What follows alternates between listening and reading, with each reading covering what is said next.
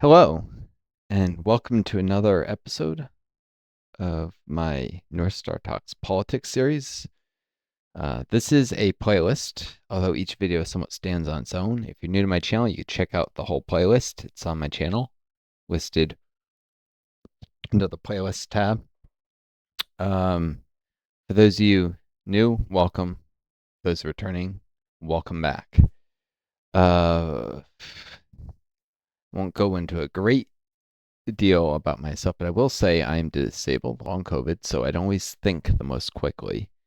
I apologize if I take a moment or lose my focus because I have trouble focusing on what I was going to say sometimes. But this is going to be a fairly simple video.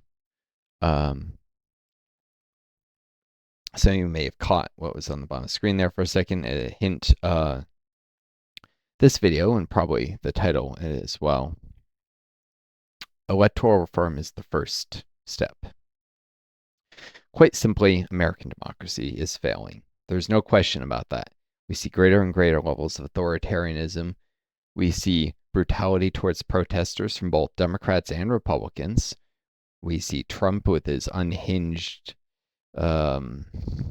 military parade that just happened to fall on his birthday, and is sending National Guard troops to cities around the country, and without any congressional approval, talking about bringing the U.S. into a war with Iran, which would start World War III. Of course, the subversion of the legislator's role in approving wars or disapproving them has not been a new thing in U.S. politics. Increasingly, we have the imperial presidency and executives who feel they can just start wars without any approval, and that's not how it's supposed to work.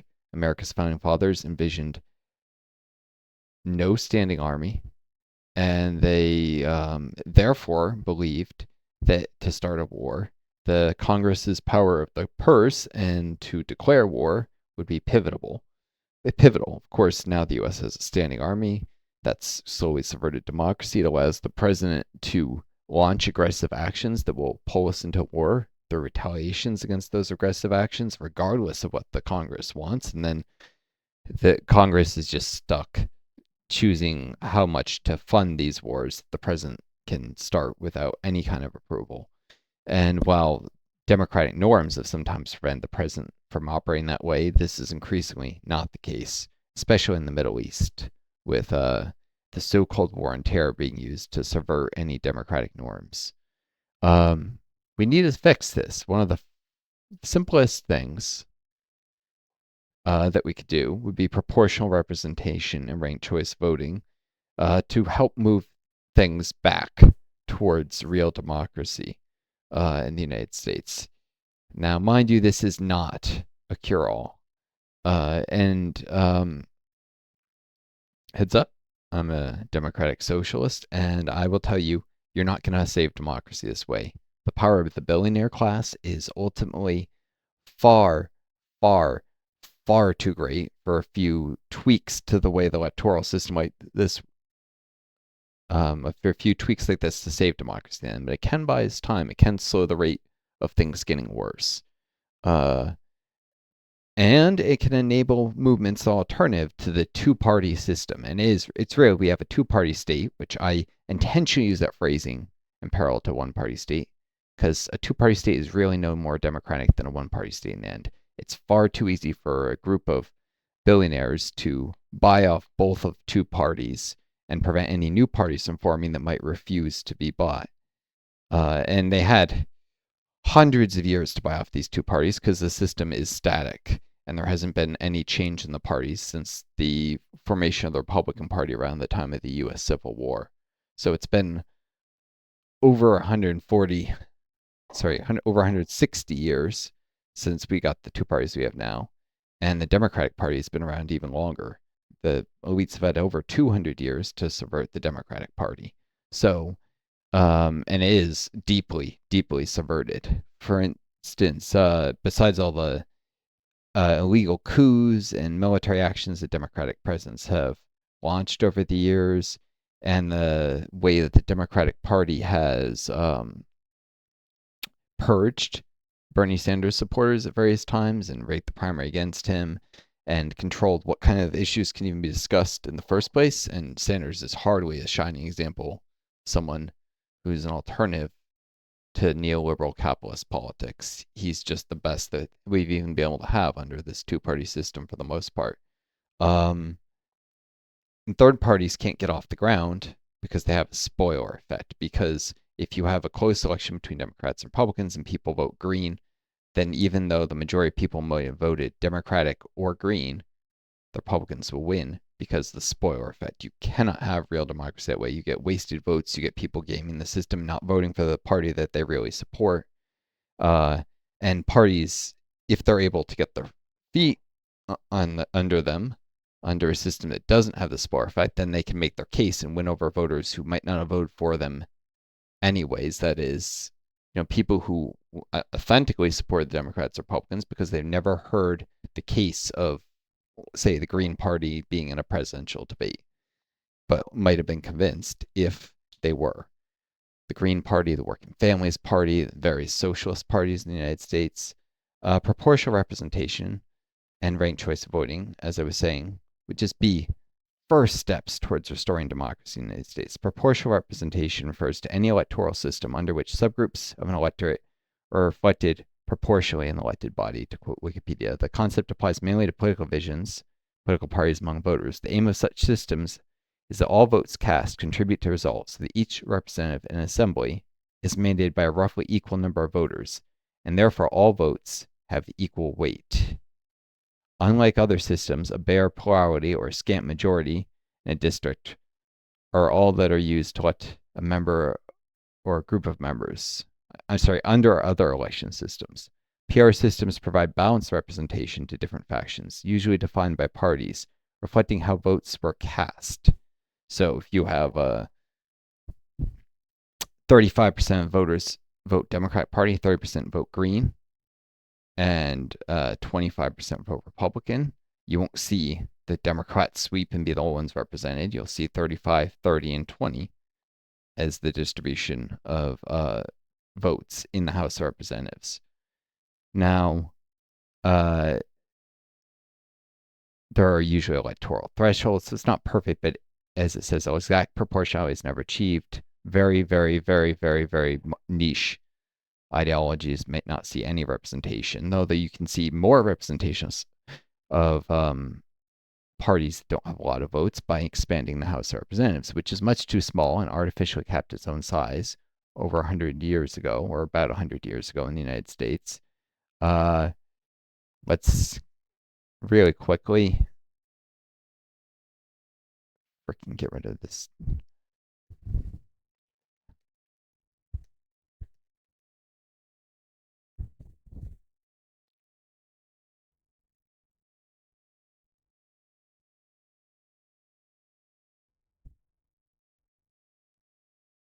This is a decent article, most likely.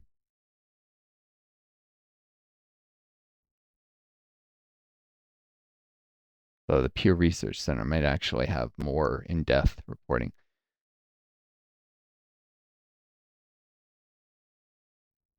U.S. population keeps growing, but House of Representatives is same size as in Taft era. Taft was president, who then became a Supreme Court justice in a blatantly corrupt maneuver that was pulled over on the voters because true democracy has rarely been the case in the United States. The U.S. House of Representatives has one voting member for every 747,000 or so Americans. That's by far the highest population to representation ratio among a peer group of industrialized democracies, and the highest it's been in United States history. Mind you, this was in 2018. It's worse now, 7 years later. And with the size of the House capped by law and the country's population continually growing, the representation ratio likely will only get bigger. In the century plus since the number of House seats first reached its current total of 435, excluding non-voting delegates, such as the one for Puerto Rico, the representation ratio has more than tripled, from one representative for every 209,447 people in 1910. That's when it was capped based on the 1910 census data, some years after. So it's not precisely correct, because the population continued to grow after 1910, but that was the last year we had data from before capping. To one for every 747,184 as of last year. So that was 2017, based on when this article was written. The ratio, mind you, is for the nation as a whole. The ratio for individual states varies considerably, mainly because the House's fixed size and the Constitution's requirement that each state, no matter its population, have at least one representative. Currently, Montana's 1,050,493 people have just one House member. Rhode Island has slightly more people, 1,059,639, but that's enough to give it two representatives, one for every 529,820 Rhode Islanders. These are both states, small populations, anyways, and yet the vote of someone in Rhode Island counts almost twice as much as someone in Montana, despite both states having almost the same population. And it's much easier for the two representatives around to keep up with constituent concerns than the one in Montana, which is also a much geographically larger state, as well as being of almost the same while being of almost the same population. It's much geographically larger. The U.S. findings in this post are based on the Pew Research Center analysis of House membership changes since 1789 in historical population data, actual and available, estimated when not. They exclude territories. The District of Columbia and other U.S. possessions don't have voting representation in the House, including Puerto Rico. The analysis was complicated somewhat. The fact that new states are often admitted after a decennial census, but before the apportionment law based on that census took effect, usually about 3 years afterwards. In such cases, the new states were analyzed as if they'd been states at the time of the census. How the House reached 435. The first Congress had 65 House members, the number provided for in the Constitution until the first census could be held. Based on estimated population for 13 states, based on an estimated population of 3.7 million, there was one representative for every 57,169 people. At the time, Kentucky was part of Virginia, Maine was part of Massachusetts, and Tennessee was part of North Carolina. Vermont governed itself as an independent republic, despite territorial claims by New York. By the time the first apportionment bill took effect in March 1793, Vermont and Kentucky had already joined the Union. The 15 states had a total population of 3.89 million. Since the apportionment law provided for 105 House members, there was one representative for every 37,081 people. Pretty much the lowest it's ever been in U.S. history. According to the Constitution at the time, only 3/5 of the nation's 694,280 slaves were counted for apportionment purposes. Using that method, the ratio was approximately one representative for every 34,436. For more than a century thereafter, as the population grew and new states were admitted, the House's membership grew too, except for two short-lived contractions in the mid-1800s. Expansion generally was managed in such a way that, even as the representation ratio steadily rose, states seldom lost seats from one apportionment to the next. That process ran aground in the 1920s. You can see the number of people per representative, how it gets worse and worse. The 1920 census revealed a major and continuing shift of the United States population from rural to urban areas. When the time came to reapportion the House, as the Census Bureau's summary puts it, rural representatives worked to derail the process, fearful of losing political power to the cities. In fact, the House wasn't reapportioned until after the 1930 census. The 1929 law authorizing that census also kept the size of the House at 435, and there it has remained, except for a brief period from 1959 to 1963, when the chamber temporarily added 2 members to represent the newly admitted states of Alaska and Hawaii. And I'm not going to read much more of this off because there's other things to get to, but I want you to note this has gone worse and worse and worse and worse throughout American history, and this has coincided with the decay of democracy in the United States. The harder it is for someone to get the ear of the representatives who isn't a lobbyist, the harder it is to have real democracy. And what ends up happening is the only people who can ever speak to a member of the House are most often lobbyists, or at least in the busier times of year. It's extremely hard. I've tried to get the ear of my representatives before, and you can't even reach them for a brief phone conversation, nevertheless get a meeting with them. Um, because America is not a democracy. It's an oligarchy. It's ruled by a small group of billionaires, and they buy the lobbyists and they fund the interest groups, some even ones that are supposedly grassroots, astroturfing. There are only a few real grassroots organizations in the US and labor unions, and they provide a little bit of power for ordinary Americans, but it's almost impossible to be heard otherwise. Um, Now, as for fixes, um, proportional representation library, a brief history of proportional representation in the United States. Uh, an earlier version of this article was previously published as The Forgotten History of the Single Transferable Vote in the United States in Representation 34, number 1, winter of 1996-97. So, there have been people trying to argue for this kind of electoral reform for a while, but the billionaires make sure they're not heard. Hopefully, before YouTube gets any more censored and controlled, with algorithm ever more working to the interests of the very rich and the profit motives of YouTube above everything else. Hopefully, some people can hear what I'm saying now, and maybe this can change, especially as people are increasingly realizing the US system is in crisis. The United States has always had a tradition of single member district winner take all elections, so it's hardly surprising that few Americans are aware of our history of experimentation with proportional representation elections. Admittedly, these experiments were few in number. During the first half of the 20th century, 24 American cities used for a time the single transferable vote, STV, a form of proportional representation that is often called choice voting today. The story of how proportional representation came to be adopted and eventually abandoned provides some useful information about the history of the voting system, its political effects, and the politics of voting system reform. The historical roots of proportional representation. The political roots of proportional representation in the United States originated in the progressive movement of the early 20th century, which was a movement that engaged in a number of reforms, even though it largely favored the middle class, while ignoring the needs of what may be called lower class individuals. It's using the three class idea of society rather than, say a Marxist one of proletariat and bourgeois, with the petty bourgeois being the closest thing to a third class. And some further refinements like the idea of the lumpen proletariat and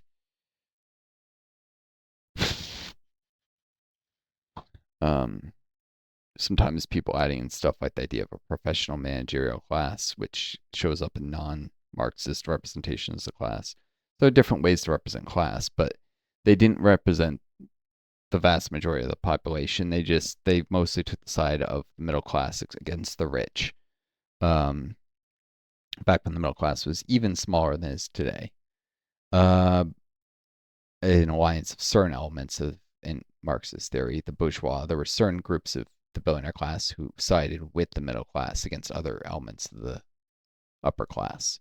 Anyways, the political roots of proportional representation originated in the progressive movement of the early 20th century. Besides such issues as child labor laws, anti-monopoly legislation, and women's suffrage, as the right to vote.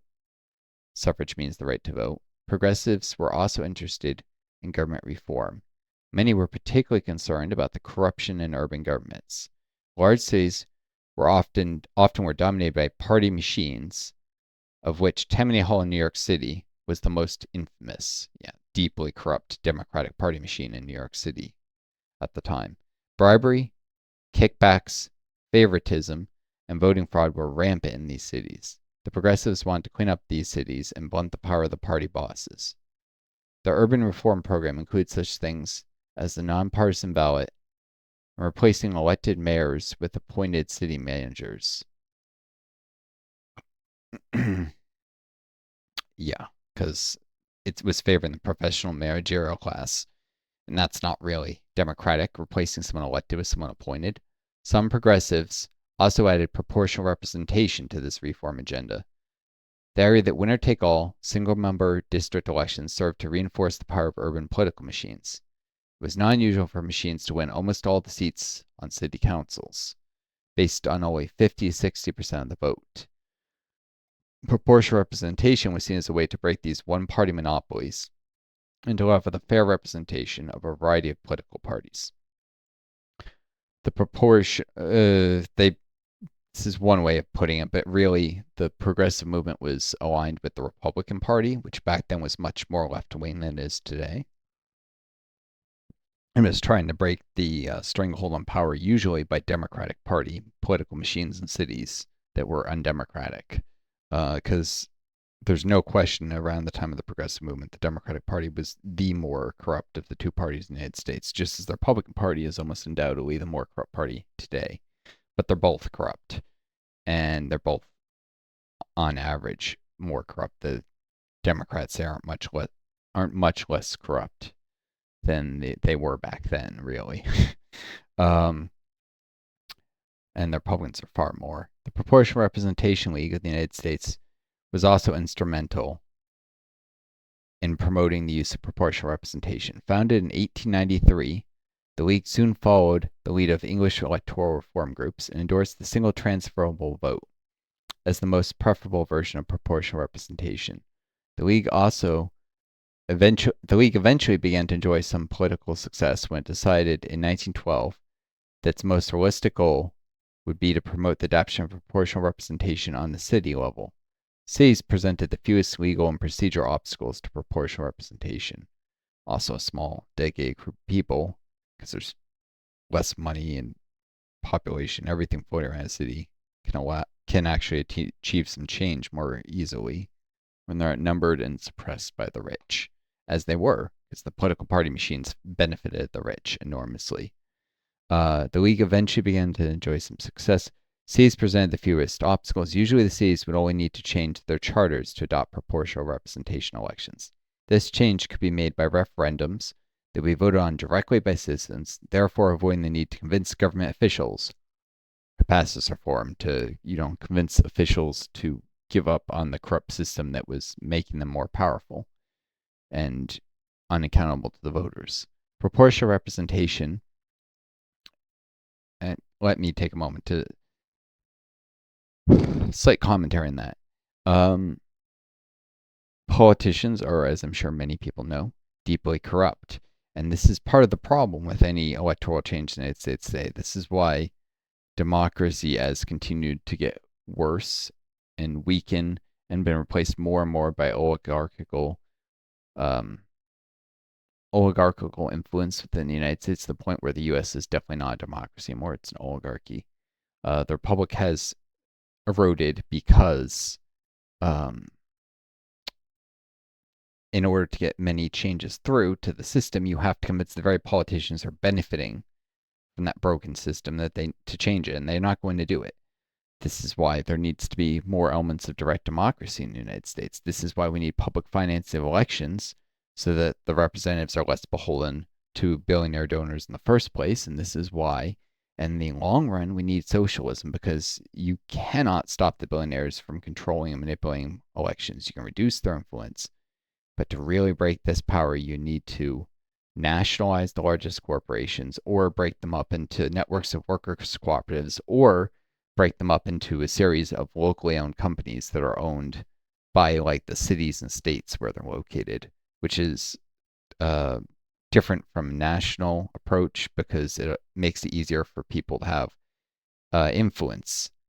City government is going to be more responsive than the national government. So this can allow people in the city where they live to influence the operation of businesses in that city, which is important because those people are the ones who have to live with, say, the air pollution of a factory. And while, yes, there may be benefits to the whole nation from creating that pollution, and the costs only fall on the locals, and some may say that leads to overly green politics or something. The reality is that people aren't perfectly rational actors, and it's hard enough, even when the effects are severe, it's hard enough to get people to stand up to power.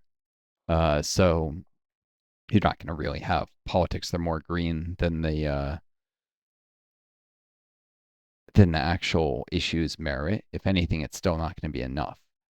I'm also, to be clear, I'm a Marxist. I'm an eco-socialist, a democratic socialist, but with strong pro-environment leanings. because we're in danger of wiping out the human race with climate change. We really are. Um, I mean, see it with the rates of global warming that are we're currently looking at, but people forget there are runaway effects past a certain point. The planet will just keep warming on its own, even if we stop adding CO2, because we'll have set off certain runaway effects. Like the more polar ice melts, the more sunlight gets absorbed instead of reflected, the warmer it gets. And uh, on the deep ocean seabeds near certain continental shelves, you have frozen methane deposits, which, if the oceans get warm enough, and they are warming drastically, much faster than the air. If the oceans do warm enough, and especially the deep sea is warming, some of these frozen methane deposits will destabilize and start going from solid form to gas form, because the liquid methane isn't really stable, and bubble up to the surface, releasing enormous amounts of methane, which will not only suffocate millions of people when it initially comes to the surface, in some places will also catch fire and create enormous fires, which will contribute further to the suffocation of millions. We're talking, in some cases, you could see 10 million people just die within a couple days from mass release of methane. These are the kind of natural disasters that we're at risk of setting off. Um, but methane is a much stronger greenhouse gas than carbon dioxide. So we could dramatically increase the rate of warming that way. And we could get to a point where we have a planet that's not even recognizable, that's like a desert planet where it's so hot that it's not possible to survive anywhere but near the polar ice caps, which won't be ice caps anymore, near the poles of the planet. That's how hot we could potentially make Earth. It might take hundreds of years to get to that point, but we'll get to a runaway point where we can't even stop it anymore. And with civilizational collapse and likely nuclear war over the scraps, there's no way we'll be able to like do some mass carbon capture thing. It'll be too late. So capitalism, which is a system responsible for the rampant ecological destruction we've got today, capitalism endangers the entire human species. That's not to say socialist systems have always been the best about ecological stuff, but they take it into more consideration. People get, I mean, too focused on these developing countries like the Soviet Union, which developing countries are often enormously polluting no matter what. And they say, oh, they were really polluting. But you need to look at if the ideology inherently leads to disregard of ecological factors, or if it's easier to integrate externalities. And it is under a planned economy to integrate, easier to integrate externalities. So if you even have market socialism with even just some level of planning, you're probably going to see less pollution.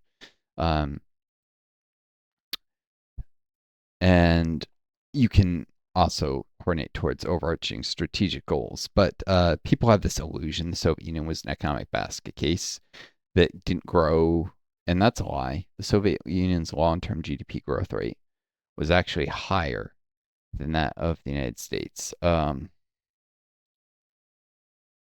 Don't want to Google this right this second because there's some right wing shit that tries to bury the facts, but you have to dig through a little past the attempts to propagandize people. But you can get I've seen the charts. You can get to charts and figures on the 5-year growth rates of the Soviet Union. I say 5-year growth rates because the US has every 4 or 7 years as an economic crash. So it'll grow really fast for a couple of years, then there'll be a crash. If you just average the 1-year growth rates, you'll get a misleading representation. The Soviet Union started off with about 1/13 the GDP per capita of the United States, and was about half by the time it collapsed. So it was growing pretty well. It did a considerable amount of ecological damage too, but there was never the organized cover up of climate change, for instance. In fact, one prize winning scientist who helped develop a lot of the science of climate change was a Soviet one. And while he faced some opposition from state planners who were worried about what this would do to the Russian oil industry, because the Soviet Union was heavily dependent on oil exports, faced a lot less repression they would have faced, say, in a capitalist oil exporting country like if, say, Saudi Arabia had been where some of the leading climate scientists have come into being. I don't think it's hard to imagine how that would have gone, or how ExxonMobil historically did cover up the science that they obtained on climate change, for decades, they knew about it before it became common public knowledge, and they worked to create misinformation rather than to deal with or get ahead of the problem. Anyways, proportional representation received an important boost in 1914 when the National Municipal League, a leading proponent of urban reforms, included proportional representation elections in its model city charter. Soon afterwards, in 1915, Ashtabula, Ohio, became the first American city to adopt proportional representation elections. Before long, Boulder, Kalamazoo, Sacramento, that's a big city, and West Hartford, that's also an important city, followed its suit. In the mid-1920s, the first large urban areas, Cleveland and Cincinnati, adopted proportional representation elections, and two other Ohio cities, Toledo and Hamilton, soon joined them. The greatest victory of proportional representation advocates came in 1936, when voters in New York City approved the adoption of proportional representation elections by a large margin. And indeed, New York City had proportional representation for quite a while. Interest in proportional representation jumped dramatically as a result, with it eventually being adopted in 11 other cities, including 7 in Massachusetts. In all, 24 American cities joined the proportional representation camps. Now, this is a detailed analysis of all the effects. It talks about how the party system was crushed. It talks about how voter turnout went up, how there were fewer wasted votes, how it didn't destabilize the system. But this is what I want to get down to, because why did it end? Why isn't proportional representation something that's been steadily gaining ground since the 1910s, when there was the first large movement towards it? If proportional representation amassed such a generally favorable record, why was it eventually rejected by all but one U.S. city, Cambridge, Massachusetts? I think at the time they wrote this, they still had it. I don't know if they still do today, but Cambridge in very recent times had proportional representation. That's where Harvard is. It's unfortunately, though, a little blip on the map in American politics. It barely matters. And people see it as just a thing for the rich people there. I mean, unfortunately, it's not an example that's going to convince a lot of people. The answer to this question is complex. Of course, Cleveland and Cincinnati are hardly wealthy enclaves, so you can see those were better examples. The answer to this question is complex, with a number of factors playing a role in the ban of proportional representation. Sometimes the reasons were primarily local. In a few cities, dissatisfaction grew over other elements of the reform charters, such as the city manager. That's where they replaced mayors with city managers. Remember, I said that's not democratic at all. To replace an elected official with an appointed one. That's exactly the wrong direction to go. And when the reform charter was thrown out, proportional representation went with it. So bundling it with city managers was a problem.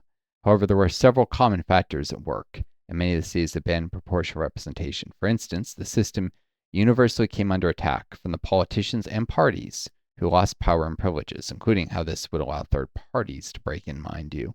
In Michigan and California, the dominant political parties, Democrats and Republicans, though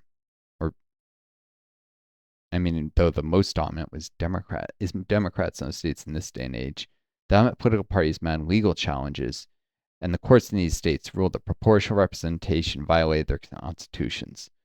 Typical how rich people are always able to get the courts to back them up, but it's hard to get really progressive change. Judiciaries tend to favor conservative concerns, and this is why we need elected judges, which, by the way, Mexico just did en masse, had made judges elected across the country, and that's helping to clean up their politics and going to be a good thing in the future. A more common attack was the effort to repeal proportional representation by popular referendum. The referendum was a two-edged sword for proportional representation. Initially make it easier to adapt this reform, but also make it easier for opponents to challenge it. Opponents, well-funded by billionaires, mind you. In Cleveland, well-financed opponents sponsored, well-financed by billionaires, because capitalism is anathema to democracy. I have to emphasize this. Well-financed opponents sponsored 5 repeal referendums in the first 10 years of proportional representation, with the final one succeeding. So they had the money that they could just keep doing this and doing this and doing this because the billionaires never run out of money. There were steel magnates in Cleveland and Cincinnati that would have been the ones subverting democracy. They're the steel magnates, people like Carnegie Mellon, that asshole. Although ironically, the Carnegie Mellon Institute actually has a fellow who is on one of these proportional representations. I believe it's this group, Protect Democracy. Of course, maybe it's one of those groups that claims to fight for something, but actually works to subvert the cause. That happens all the time. False flag groups. Anyways, in Cleveland, well-financed opponents sponsored 5 major repeal referendums. Similarly, proportional representation opponents in Hamilton finally won their repeal effort after 4 failed referendums in 12 years. Again, unlimited money allowed them to just keep trying and trying, whereas the people who pushed for proportional representation never had billionaire backers. Another common factor contributing to the demise of proportional representation was the inability of supporters to defend it effectively. By 1932, the Proportional Representation League was losing steam. It was unable to finance its separate existence. This is the key thing. It didn't have billionaire money and had to merge with the National Municipal League. In some cities, the progressive political coalition that supported proportional representation gradually disintegrated. There are a number of reasons for this, including racism being used to divide the working class and the middle class, too. Important reform, which in Marxist theory, working class, middle class, they're all proletariat. There's no such thing as separate. Everyone's working class if you're not bourgeois or petty bourgeois. But anyways, it's not a perfect model, but in some ways it's a better model that still needs further refinement. But this idea of middle class that's based on nothing is nonsense. Home ownership is not a good standard for being a different class. And you get in America more than 70% of Americans claim they're middle class. No, in any kind of reasonable system, you'd get something like 1/3, 1/3, 1/3, or you'd get based on something that's based on the distribution of wealth, where the largest class would actually be the lower class. It's been heavily politicized and propagandized. Anyways, in some cities, the progressive coalition gradually disintegrated. Important reform leaders lost interest over the years, moved to the suburbs, which is the death of culture and reform and change very often, or died. And maybe sometimes were murdered, because there's a history of suspicious deaths of progressive people in the US and around the world. Like after World War II, where a lot of socialist leaders just happened to meet car accidents, sudden car accidents as causes of death that the CIA may have had a hand in. But anyways, 2 exceptions to this trend were Cincinnati and Cambridge, both of which had active and well-supported organizations dedicated to defending proportional representation. In Cincinnati, the Charter Committee aggressively defended proportional representation. It survived there for over 30 years, despite repeated challenges. The Cambridge Civic Association has also proved to be an energetic and capable defender of proportional representation. It has defeated every repeal effort to date. This was written in 2018, mind you. Another factor working against defenders of proportional representation in many cities was the controversial nature of minority representation. Many Americans in the early 20th century were hostile to political and racial minorities, the very groups aided by proportional representation, such as ethnic minorities, socialists, politicians who represent women specifically. These are groups that deserve to have more of a voice in politics, and right-wing shits want to make sure they don't. Opponents of proportional representation were not above fanning the flames of prejudice in their efforts to get rid of this reform. In particular, critics often played upon 2 of the most basic fears of white middle-class Americans: communists and African Americans. So racism and anti-communist bullshit. You still run into these shits on the internet, by the way. People are like, communism is the worst evil. They can go fuck themselves. I mean, I'm going to say, they can go find a stick and stick it up their... I'm not going to finish that sentence because of YouTube censorship.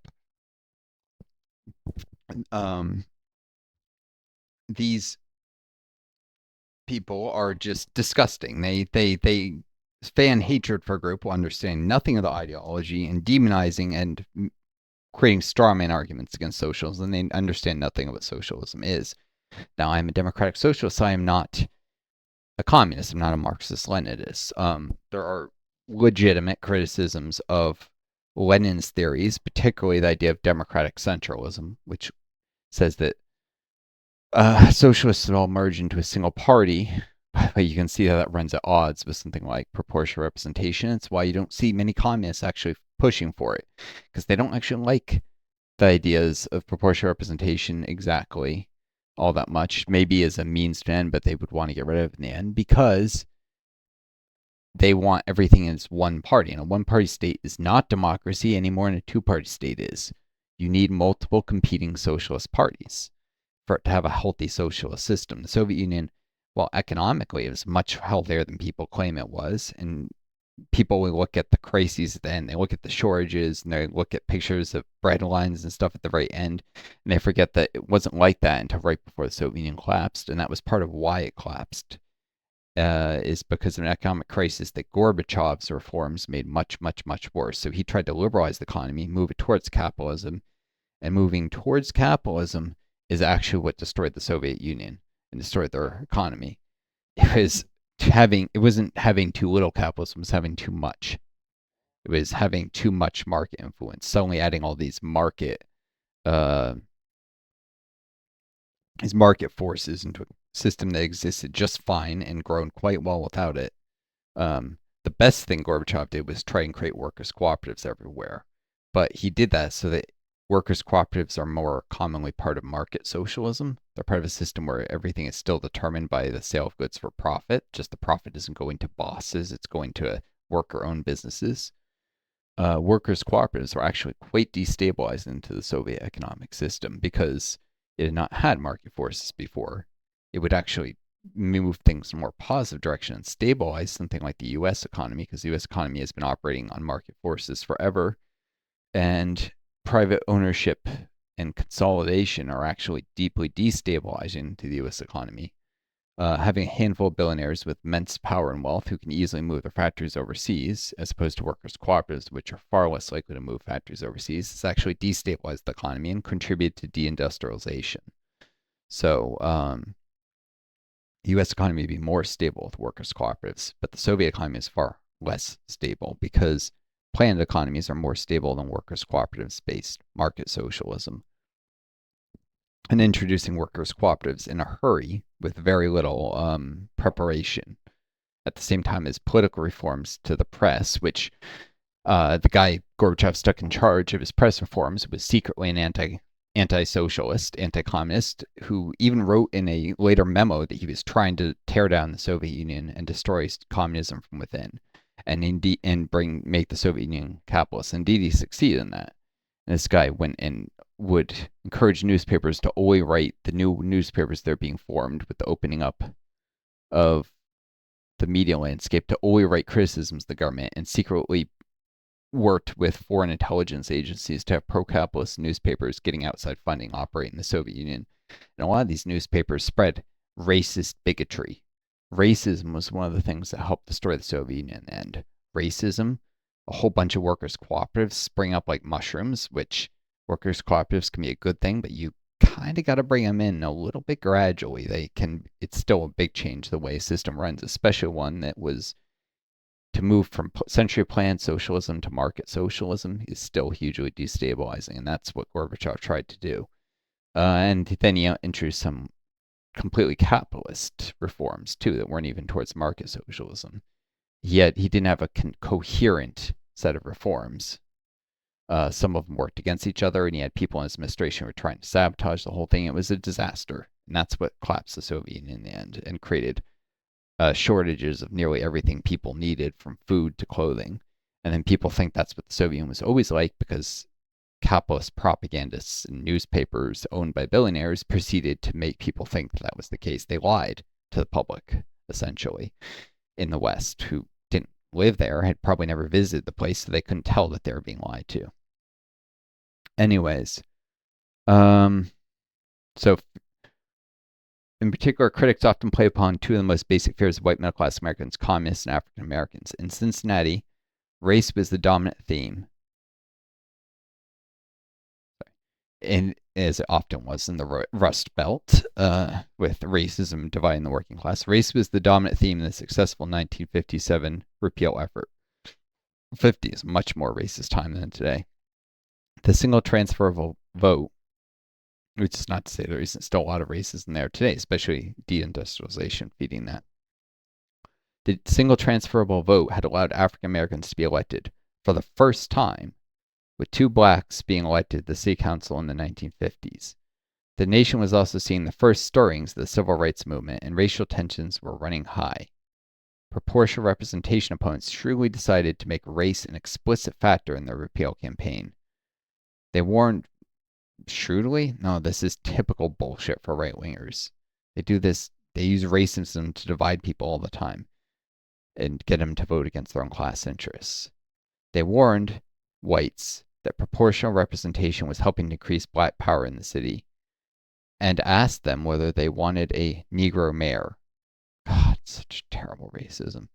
Their appeal to white anxiety succeeded, with whites supporting repeal by a 2-to-1 margin, with blacks voting more against it. In New York City, fear of communism proved the undoing of proportional representation and fucking McCarthyism.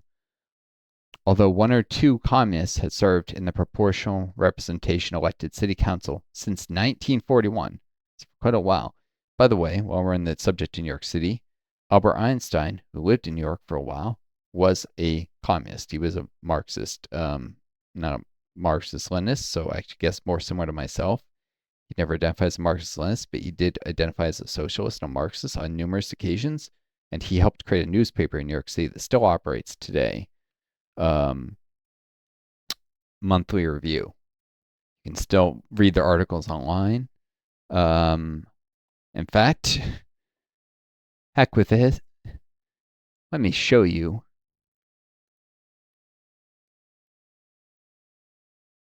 This is the article written by Albert Einstein for Monthly Review for its inaugural issue. Albert Einstein is the world-famous physicist. This article was originally published in the first issue of Monthly Review, May of 1949. It was subsequently published in 1998 to commemorate the first issue of Monthly Review's 50th year. That is advisable for one who is not an expert in economic and social issues to express views on, is it advisable to express views on the subject of socialism? I believe for a number of reasons it is. And this goes to a very ordered argument for why socialism is necessary, for why capitalism will destroy the world, basically, and it's anathema to intellectual pursuits in academia, capitalism. And yeah, you can read it. I've done a video where that actually does read through it for you guys, though it's mixed in with other stuff. But yeah, Albert Einstein was active in New York City around this time, 1941. A little later in 1949, he wrote the article. I think he came to the U.S. in around 41, actually, I think. No, earlier, because he came before World War II broke out. So it would have had to be pre-1939. The U.S. got involved in 41 with Pearl Harbor, but it did do Lend-Lease before then. It was not until the coming of the Cold War that Democratic Party leaders were able to effectively exploit this issue. As historian Robert Kostler discovered, the Democrats made every effort in their repeal campaign to link proportional representation with Soviet communism. Mind you, the U.S. almost had a Democratic president who was most likely a socialist. Henry Aggard Wallace, FDR's vice president from 1940 to 44, man, one heartbeat away from the presidency, from Iowa. There are a number of signs that he was secretly a Marxist, although he never openly claimed to be. And after arguing for friendship with the Soviet Union after World War II, when McCarthyism got in swing, he was forced to write a book claiming why I was wrong. But that was for his own political survival. And honestly, he shouldn't have done it. He was old. He should have just let the fuckers throw him in jail if they wanted to. McCarthyism did not last forever. It's a bit of cowardice of an old man at that point. not thinking of the legacy it would leave, though I guess not many people know about this book, so it didn't do that much damage. But Henry Wallace, Henry Agrid Wallace, as opposed to, I have to emphasize his first name because there's this racist prick, George Wallace, same last name, no relation, I'm pretty sure, who ran for president at one point. But Henry Wallace was the vice president until 1944. He was FDR's preferred vice president after 44. Everyone, well, not everyone, but the party elites and insiders knew FDR was dying, basically, and that whoever was vice president 44 would be the next president. And Democratic Party elites held a rigged party convention in 1944, where they did not basically allow for Wallace to be selected as the next vice president. They delayed and delayed and delayed the vote because what happened is majority of delegates by far arrived intending to vote for Wallace again. So they delayed it, and then they worked secretly. They held all these dinners, promised political jobs and kickbacks and shit, bribery, intimidation, and bullying. They made threats, outright undemocratic processes conducted in sometimes literally smoke-filled back rooms to convince the delegates not to vote for Wallace and to vote for Truman, who was a relative unknown. And the few people who did know about him knew him for his anti-labor stances and his hatred of communism. And he was the person who was made vice president and became president and decided to drop atomic bombs on Japanese cities, which was completely unnecessary. The U.S. could have easily nuked a Japanese naval base with, there were a lot of islands across the Pacific that didn't have many people on them, and, just killed a couple thousand people, or it could have dropped them off the coast of Japan and said the next one will be on one of your cities or bases if you don't surrender. No, the bombs were dropped on cities that were selected based on the pattern of mountain terrain around them to cause maximum devastation, to kill as many people as possible. So they actually did studies and looked at the geography, the shape of the landscape, and the population density. And Hiroshima and Nagasaki were chosen because they were the two cities where they could kill as many human beings as physically possible with these two atomic bombs. It was a war crime, plain and simple. Truman should have faced a firing squad and been shot for this. He was also, and this was suggested when he was running for president for re-election, Truman may have been a member of the Ku Klux Klan, as was Woodrow Wilson, by the way. Both of these fuckers worked to subvert racial progress, even as in the case of Truman, he actually did some things that, the party wasn't with him on this. So he was forced to do some things that moved the cause of racial justice forward, but privately he may have been a horrible bigot, and he definitely, Klansmen were anti-African American rights and they were anti-communist. And and I'm starting to think about Kissinger, sorry, and Truman's policies very frickin' much represented those two things, anti-communism and he did work to weaken pushes towards racial justice. In fact, Henry Wallace wanted to desegregate the U.S. South in 1944. If he had become president right after World War II, there would have been an end to segregation, probably protests and such, but the U.S. would have also been in a high from having just won World War II, so it probably would have gone more smoothly than the Civil Rights era. And it would have happened a lot sooner, so we'd probably be in a better place with racial relations today, because segregation would have been gone for another, 15, 20 years, depending on how quick it proceeded, the desegregation efforts. It was not until the coming of the Cold War that Democratic Party leaders were able to effectively exploit this issue. As historian Robert Kostler discovered, the Democrats made every effort in their repeal campaign to link proportional representation with Soviet communism, describing the single transferable vote as the political importation from the Kremlin. This is bullshit you always see. Anything that people don't like, it's from the Kremlin. It's from the Kremlin. Fuck those people. That's not strawman nonsense. Not to mention, what should we describe anything capitalist as from DC? As from those Washington elites, from those billionaires? Come on. It's ridiculous. The first beachhead of communist infiltration in this country and an un-American practice which has helped the cause of communism and does not belong in the American way of life. The U.S. actually had strong socialist movements around the time of the progressive movement, actually. And there's nothing un-American about communism. What's un-American is capitalism, if anything, the way that it has led to subversion of democracy, which the U.S. has been about democracy and a republic from the beginning. And capitalism has destroyed that legacy. It's the reason the U.S. is on the verge of fascist dictatorship now under Trump, is because of capitalism. It's capitalism that's un-American, not socialism.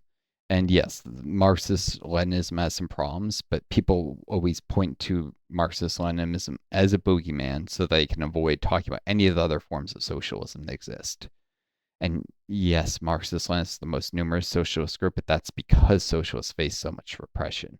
Other groups are less capable of withstanding that repression than, ironically, the Marxist Leninists, because they have this democratic centralist thing. They all try and work together as one group, as opposed to much more fractious democratic socialists, where you'll have, 6, 7, 8 different parties, all with slightly different ideas.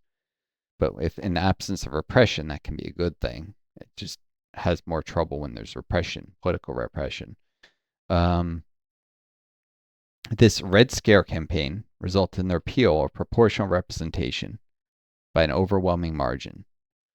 Just as the adoption of the single transferable vote in New York City prompted other cities to consider the reform, its well-publicized defeat there also encouraged repeal efforts in other proportional representation cities. Proportional representation was abandoned in neighboring Long Beach and Yonkers in 1947 and 1948.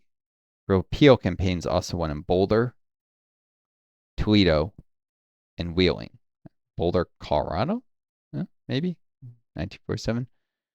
The proportional representation movement never recovered from these defeats, and although supporters remained optimistic, the 1960s saw the repeal of the proportional representation in one city after another.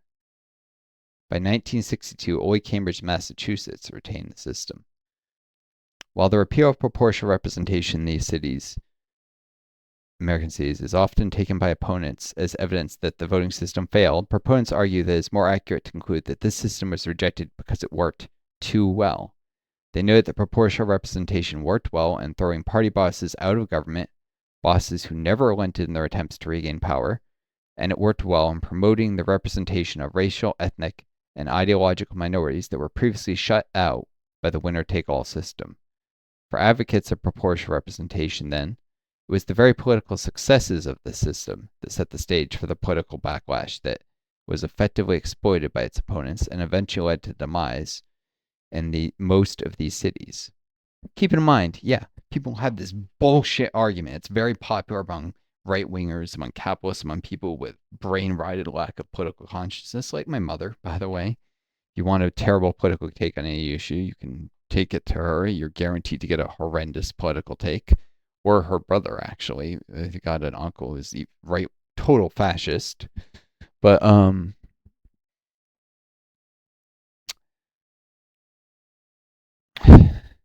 people try and argue that just because a system's ability to win in a competition equates to its validity or how good of a system is. No. Law of the jungle does not lead to the best system winning. It leads to a system that may be strongest or most aggressive or violent or capable of crushing other systems. That's not the best system for human well-being. It almost never is, in fact. It's almost the opposite. It's like if you don't have any international law and countries are all just invading each other, the systems are going to win are going to be the most militaristic, fascistic systems, the worst ones for human well-being, not the best.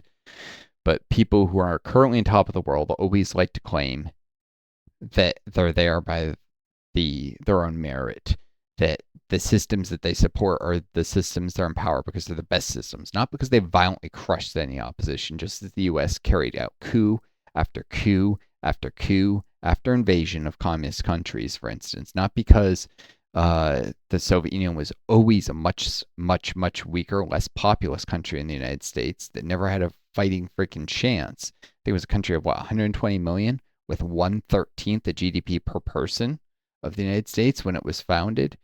It was less than 120 million. That was 120 million by the eve of World War II, if I remember. And there was an explosion in population after World War II. I think it brought them up to like 160 million, 150. But they had a baby boom similar to the way the U.S. did, but though not as drastic actually, because they lost so many men and women. Yes, women, because women also fought in the Soviet army fighting the Nazis, who fought a war of extermination and killed 4.5 million Soviet civilians, in addition to the 6.5 million people they killed in the Holocaust, some of whom were from the Soviet Union, but non-Jewish civilians we're talking about, on top of the Holocaust victims, which were also Romas, so also Gypsies / Roma, Jews, gay people. In addition to people targeted for identity factors that weren't ethnic, there were 4.5 million people who were killed because they were Slavs, because they were communists, because they were people who lived within the borders of the Soviet Union. 1 million in the city of Leningrad alone, which was systematically starved to death by the combined forces, the Nazi army, and Finland, which was at the time under control of an authoritarian right-wing regime that cooperated with and fought alongside the Nazis. Ironically, there was a backlash against this, and Finland became a very left-wing social democracy by our own day, but it wasn't back then.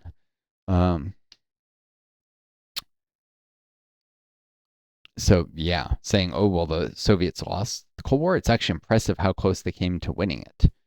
The odds were so stacked against them. I want you to do the math. Their population was 2/3 of the United States, and their GDP per capita was 1/13 that of the United States. That means their GDP was somewhere around 1/18th, 1/19th that of the U.S.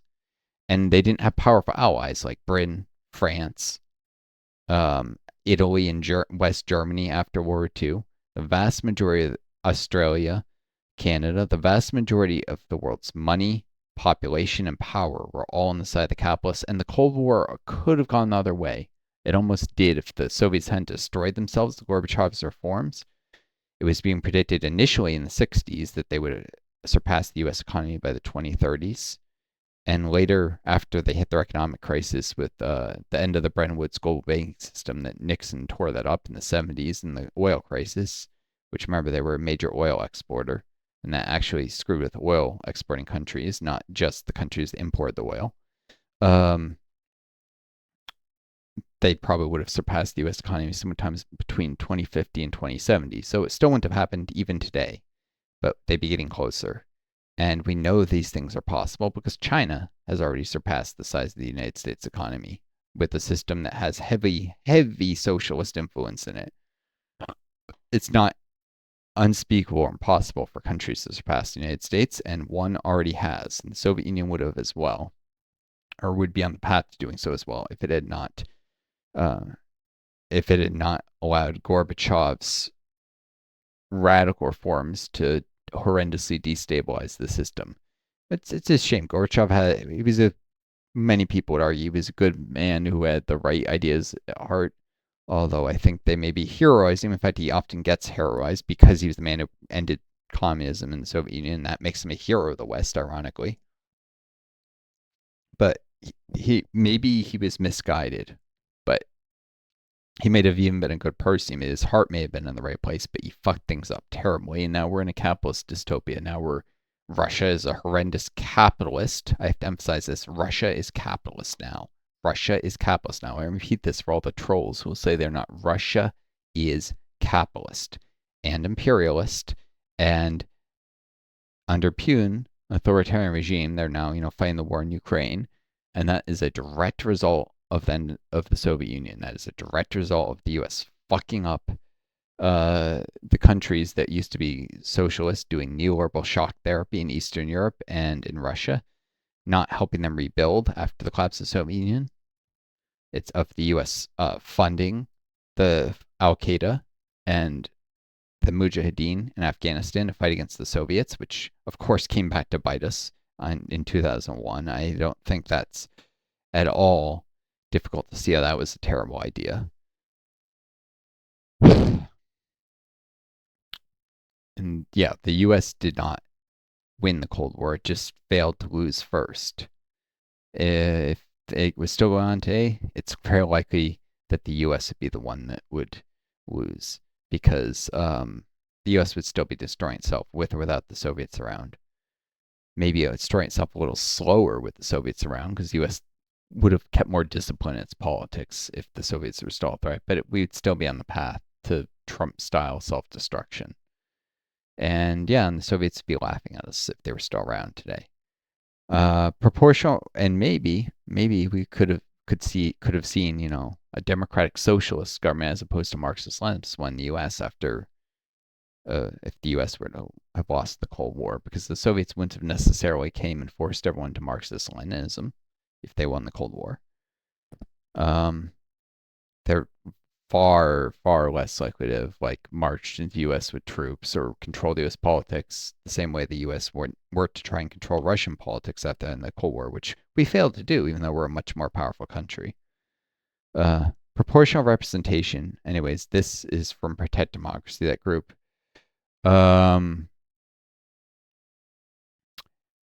Very briefly about us. Protect Democracy is a cross-ideological nonprofit group. Yeah, not cross-ideological nonprofit, funded by a certain niche group of billionaires and political insiders who just resent Trump, basically, is part of it. Dedicated to defeating the authoritarian threat, building more resilient democratic institutions, and protecting our freedom and liberal democracy. Liberal as in neoliberal, as in the very fucking ideology that got us in this mess. What we need is socialism. But anyways, our experts and advocates use litigation, legislative and communication strategies, technology research and analysis to stand for free and fair elections, the rule of law, fact-based debate. Yeah, conveniently facts, they always choose what's a fact and not. So anything that socialists say is suddenly not a fact. And a better democracy for future generations. And you can look at their board. Professor of political science, professor of political science, professor of government. Political science and government are highly subverted fields of study where you can't get these jobs if you're a socialist, for instance. A former Republican, a former Republican congressman, a former White House counsel, former attorney general. There's actually several former attorney generals. CEO, professor of psychology at Yale. They used to say that the CIA was Yale, pale, and wealthy Yale and pale or something, or God, what was it? Yale, pale, and anyways, Yale is the center of CIA influence, and senior fellow Carnegie Mellon and Endowment for International Peace. So some of these are nonprofit groups. They're probably more legitimate, like Founder Freedom to Marry, or Minna D. Grinsburg Center for European Studies, and that's probably not. But yeah, just to take what this group says with a grain of sand. Unfortunately, it's hard to get any voices that are authentically left in U.S. politics, and sometimes shit like this is the best you can do.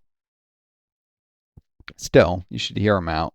They have some valid things to say, and they're arguing for proportional representation, so they do coincide somewhat with the points I'm making, even if they're probably not going to point out how anti-communism was a problem and how that's part of what crushed proportional representation in the past. Proportional representation is an electoral system that elects multiple representatives in each district in proportion to the number of people who vote for them. If 1/3 of voters back a political party, the party's candidates win roughly 1/3 of the seats. Today, proportional representation is the most common electoral system among the world's democracies. How is this different from what the United States uses? I should go back for a second. I was talking about how the House capped its size. It's worth noting that makes it harder to do proportional representation. If we did it, we would need to uncap the size of the House of Representatives, allow it to grow again. Ideally, not just allow it to grow, keep its current representation ratios, but work to undo some of the damage to roll back the representation ratios so we're at a lot more representatives per person.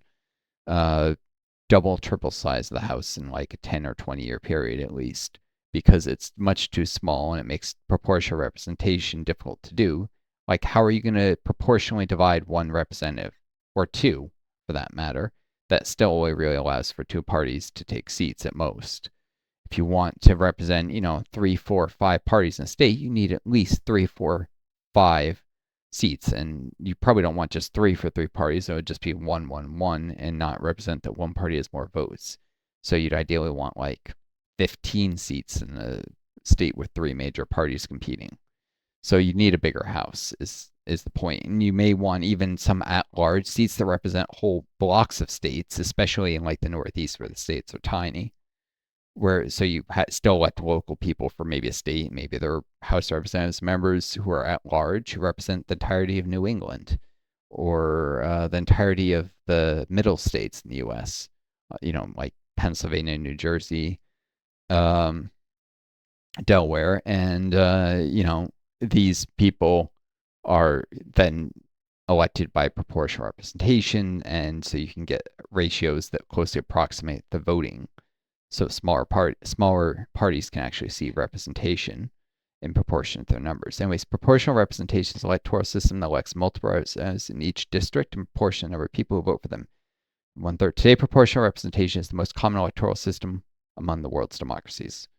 This is worth repeating. Today, proportional representation is the most common electoral system on the world's democracies. Now, they're saying this to validate it and to push it. In other words, Americans should do this because the rest of the world does this. But democracy is collapsing everywhere around the world. There's only a few places where it's not. So this should tell you something. It's not enough just to have proportional representation. This will not save democracy on its own, but it does push things in the right direction. It does help. Heck, and for right wingers you're worried it'll make everything super left wing. No, it won't. It'll make things a little more left wing. It's not going to be the end of the world for the right, and it's not going to fix everything for the left. It's not going to make the world better. It's going to make the world better. It's not going to make the world good or stop the collapse of democracy on its own, but it is a necessary step in that direction. So it is the most common electoral system on the world's democracies. Let that sink in and think about it with a critical eye. Anyways, how is this different from what the United States uses? Every American today lives in a district that elects a single, well, not every American. There is Cambridge, Mass. I'm not entirely sure they've abandoned proportional representation, but every American outside of Cambridge, Mass. Close enough. Every American today lives in a district that elects a single representative for congressional and most state legislative elections. Let's just check. Does Cambridge still use proportional representation?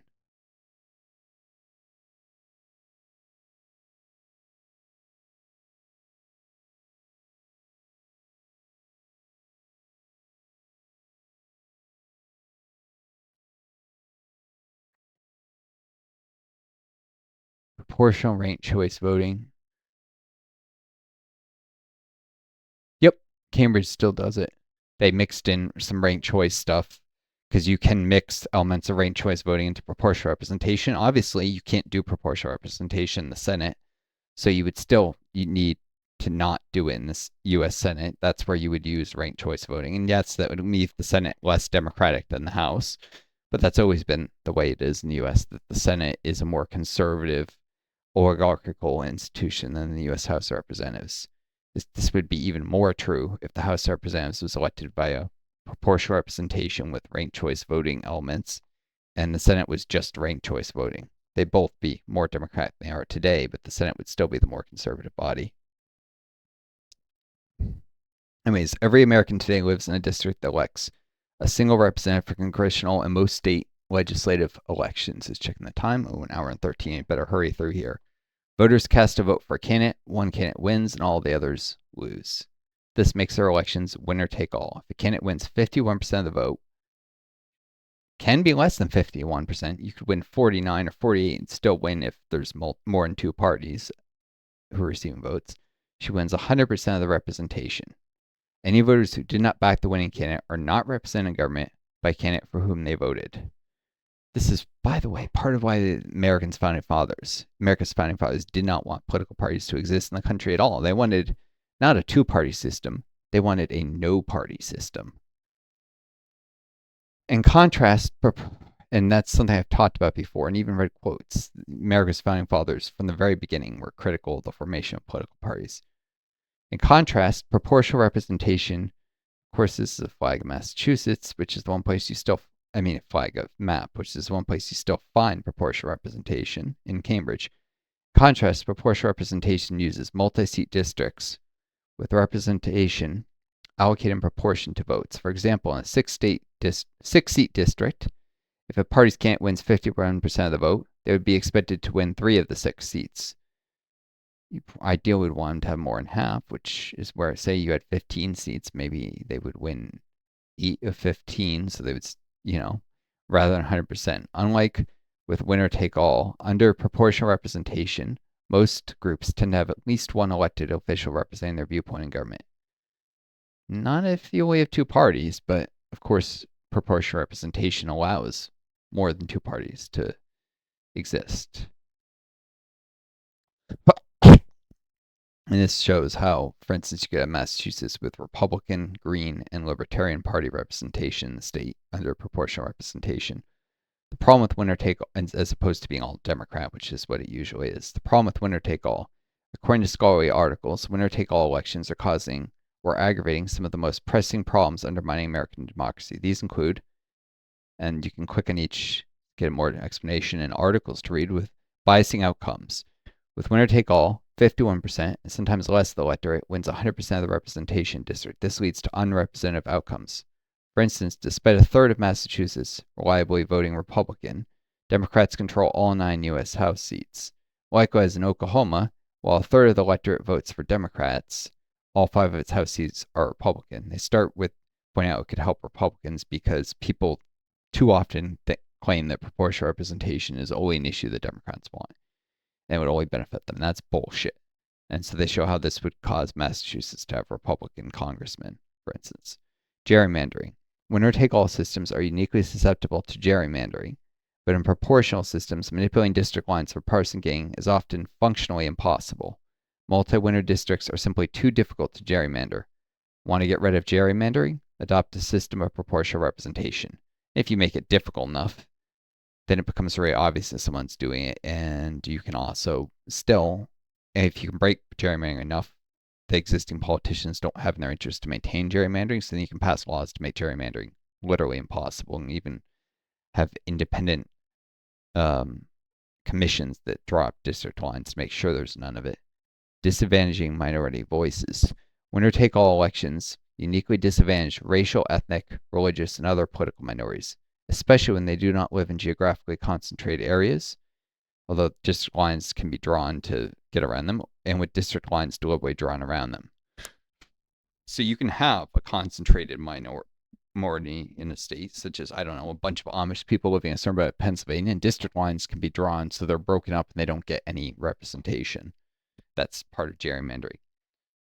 Or you can draw a district line that grumps all the African American population of state into one district when they could have 2 or 3, or would have none if you only did winner take all, but you had, which proportional representation gets around that, because you can have just a party that maybe represents African American interests, and even though African American people are spread all around the state, they'll get votes in proportion to how many people want to vote for that party. Anyways, winner-take-all elections uniquely disadvantage racial, ethnic, and religious and other political minorities, especially when they do not live in geographically concentrated areas and with lines deliberately drawn around them. By contrast, minority representation tends to improve under proportional representation by allowing groups to win representation in proportion to their numbers, regardless of where they live. Stifling competition. This is the big one. Because winner-take-all elections make it easy for a single party to dominate a district, they tend to depress political competition. As soon as a party can count on 55 to 60% of the vote, a district becomes safe. Except in a small number of swing districts, competition shifts to low turnout primaries where candidates tend to be pulled to the extremes. By contrast, proportional representation tends to be more competitive, with more seats in contention per district. More parties and their candidates are incentivized to compete. Yeah, you can have the quote extremes. I hate people using that term as a derogatory because it can represent evil shits like fascists, but it can also represent socialists, which just get denigrated as being the same as fascists, even though they're not. Wanting to end billionaire control of the economy and have greater equality is not the same as wanting to kill people who disagree with you. Not at all. However, and it's ironic, for a long time people argued we couldn't have proportional representation because it would lead to extremism, but it's become very obvious that argument is bullshit ever since Trump. Indeed, escalating extremism and exacerbating polarization. Winner-take-all systems tend to produce two-party systems, which are more likely to increase effective polarization, meaning voters from opposing parties don't just disagree with one another, but come to reflexively distrust and dislike one another. Huge problem in the US.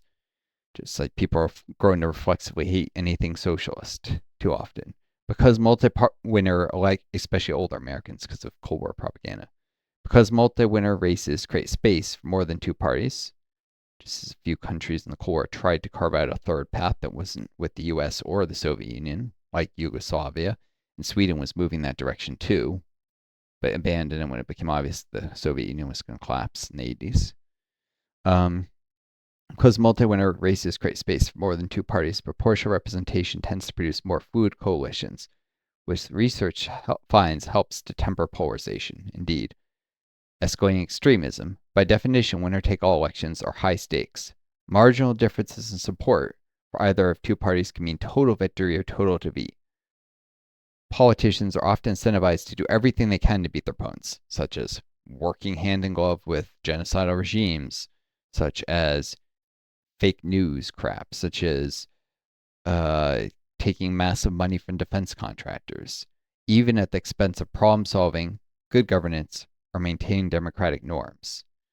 Yep, Trump has made this very obvious. Voters and politicians who lose in winner-take-all elections are less likely to trust democratic institutions and more likely to resort to violence. And it is democratic socialists. Most democratic socialists, as myself, we tend to abhor violence and realize there's no possibility of a socialist revolution. A violent revolution will not succeed in the United States. It doesn't have a prayer. If you want socialism, you got to reach it by peaceful means. But a system like ours leads some socialists to becoming violent because they feel so disenfranchised. Also, fascists, although fascists need to be suppressed. They're a hateful ideology, but wants to suppress every other ideology. But you don't need to say suppress the Democratic Socialists of America, which, by the way, could exist as a party that is separate from the Democratic Party instead of just a caucus within it if we had proportional representation. Well, anyways, I hope you folks enjoyed this video. It's gone on for a while, so I'm cutting it here. Take care of each other. Be kind to yourselves, and may you always find a guiding star to lead you home. Until next time, best luck and adieu.